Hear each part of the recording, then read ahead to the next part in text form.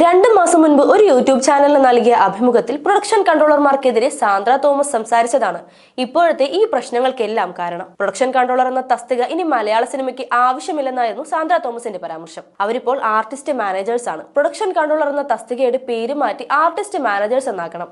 Production controlling അല്ല അവർ ചെയ്യുന്നത്. അതിനെക്കുറിച്ച് ഒരു ധാരണയും ഇല്ലാത്തവരാണവർ. ഇത് കേൾക്കുന്ന പ്രൊഡക്ഷൻ കൺട്രോളർമാർ തനിക്കെതിരെ വന്നാലും യാഥാർത്ഥ്യം ഇതാണ്. സാന്ദ്ര തോമസ് പറഞ്ഞു. തന്റെ കൂടെ പ്രവർത്തിച്ച ചില പ്രൊഡക്ഷൻ കൺട്രോളർമാരും പൈസക്കാരായി ഫ്ലാറ്റും വീടും കാറും എല്ലാം വാങ്ങിയിട്ടുണ്ട്.